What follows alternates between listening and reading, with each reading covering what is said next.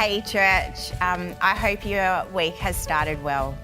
We're going to talk about perseverance tonight in devotions, and I just want to talk about how creating a habit, we need to make a choice to be diligent and make space in our lives for that action. Some habits can be good and some habits can be life-destroying, but we need to put the effort in to create the habit.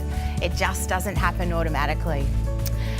Tonight I want to just have a look at a great servant of God, Daniel. Daniel is a classic example of a great servant of God, and this is shown through his persistent, focused prayer life.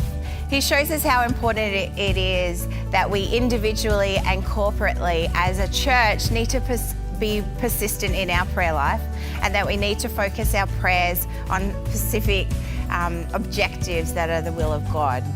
Prayer is so important to Daniel that he refused to give up, even though he knew he could end up in the lion's den. Daniel's prayers were so effective that Satan feared Daniel's prayers. So therefore, he worked hard to change the laws of the Persian Empire. But this still did not stop Daniel praying. Does Satan not realize that his plans are empty and God's plans are victorious?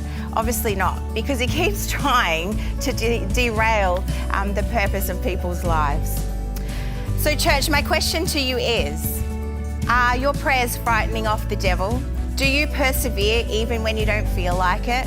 Or is your prayer life a non-negotiable priority and habit, and the stuff that comes to distract you and take you off course is handed to God?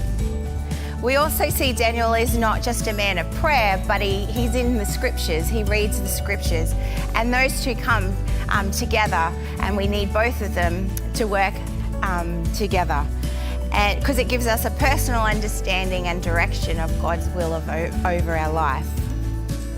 Now, I want to pop over to the book of Joshua, chapter 6, where it speaks of the walls of Jericho and how the Israelites walked around it once a day for 6 days carrying the Ark of the Covenant. And then on the 7th day, God asked them to walk around it 7 times. I can imagine on the first few days, they were pretty pumped, they were focused, they were ready to go. We're gonna bring those walls down, and I can do it, we can do it together. And I can imagine how excited they were to have that happening. So just remember that the covenant was heavy.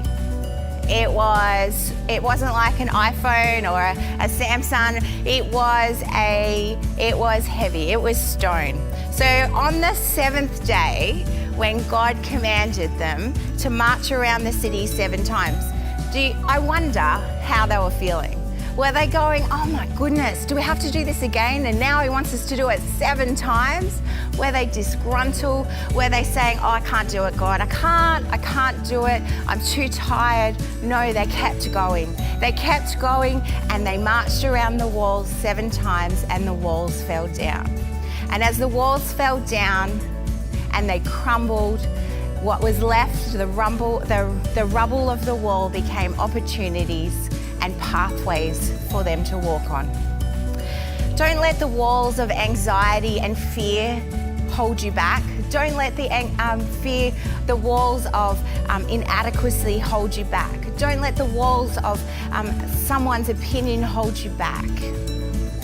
Because when those walls come down, those pathways are your opportunities to walk in those into your freedom and the will of God. There was a time in my life I was being attacked, and from all corners of life, of my family, my friends, ministry, uni, and I just wanted to quit. And just as I was about to do it, but God reminded me of his grace and mercy, and I don't have to have everything together. I don't have to be perfect. I just need to hold on to the one true God, Jesus Christ, and make prayer my priority. And his opinion of me is the only one that matters. I see, as I look back, persevering through those times is a beautiful reflection of trusting God. And church, that is for you too. I trusted, you can trust, and that freedom is available for you. So go out into the world and shine bright. I miss you, I love you, and peace out.